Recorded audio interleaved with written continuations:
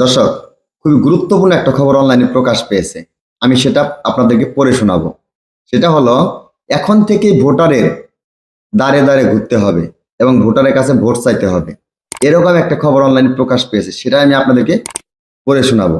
আসুন, বিএনপির একটা নেতা এই কথাটা বলেছে। সেখানে কি বলেছে আমি আপনাদেরকে পড়ে শোনাচ্ছি, একটু মনোযোগ দিয়ে শুনুন। এখন থেকেই ভোটারদের দ্বারে দ্বারে যেতে হবে। এখন থেকে ভোটারদের দ্বারে দ্বারে যেতে হবে। নির্বাচন সন্নিকটে, মানে নির্বাচন খুব তাড়াতাড়ি। আগামী নির্বাচনে বিএনপিকে জয়ী করতে হলে এখন থেকেই ভোটারদের দ্বারে দ্বারে যেতে হবে। এখন থেকেই ভোটারদের দ্বারে দ্বারে যেতে হবে। ধানের শীষের জন্য ভোট চাইতে হবে। শুধু মিটিং মিছিল নিয়ে থাকলেই হবে না।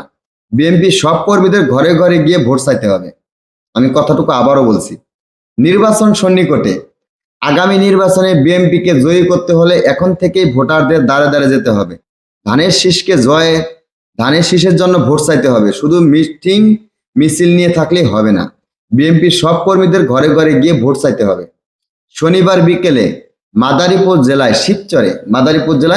শিবচরে দ্বিতীয় খণ্ড উচ্চ বিদ্যালয় মাঠে দ্বিতীয় খণ্ড ইউনিয়ন বিএনপির আয়োজিত এক কর্মী সমাবেশে প্রধান অতিথির বক্তব্যে শিবচর উপজেলা বিএনপির সাবেক আহ্বায়ক কামাল জামান নুরুদ্দিন মোল্লা এসব কথা বলেন।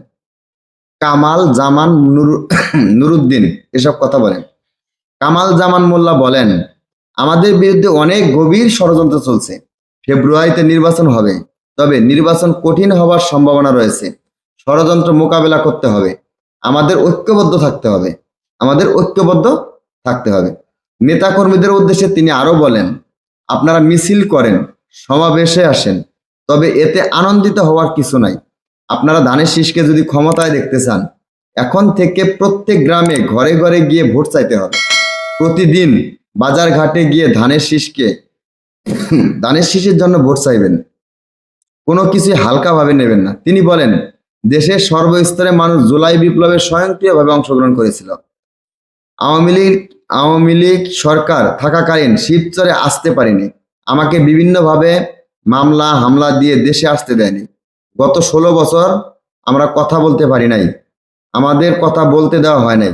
হত্যা, গুম, গ্রেপ্তার করে আমাদের উপরে নির্যাতন করা হয়েছে।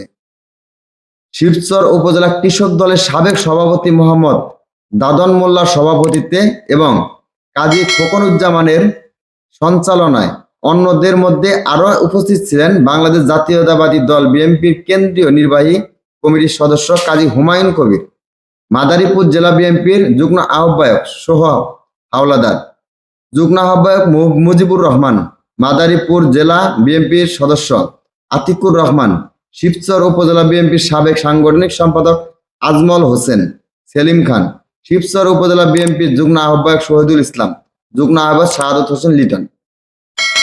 দর্শক, কথা তো বুঝতেই পারলেন যে শুধু মিছিল আর মিটিং করেই কিন্তু হবে না। আপনি যদি কোনো কিছু পেতে চান, আপনাকে কোনো কিছু অবশ্যই ত্যাগ স্বীকার করতে হবে। আর ত্যাগ স্বীকার করতে গেলে কিন্তু আপনি কোনো কিছু পাবেন। যেরকমটা নির্বাচনে যদি জিততে চান, মানুষের দ্বারে দ্বারে কিন্তু ঘুরতেই হবে। সেরকমটাই কথাটা ইনি বলেছেন যে শুধু মিছিল মিটিং করলেই হবে না, মানুষের দ্বারে দ্বারে যেতে হবে। দর্শক, যেটা এখানে লেখা ছিল সেটাই আপনাদেরকে পড়ে শোনালাম। হয়তো ভুল ত্রুটি হলে আপনারা ক্ষমা দৃষ্টিতে দেখবেন। ছোট চ্যানেল, একটু বড় করতে সহযোগিতা করবেন, মানে সাবস্ক্রাইব করে দিবেন। ধন্যবাদ।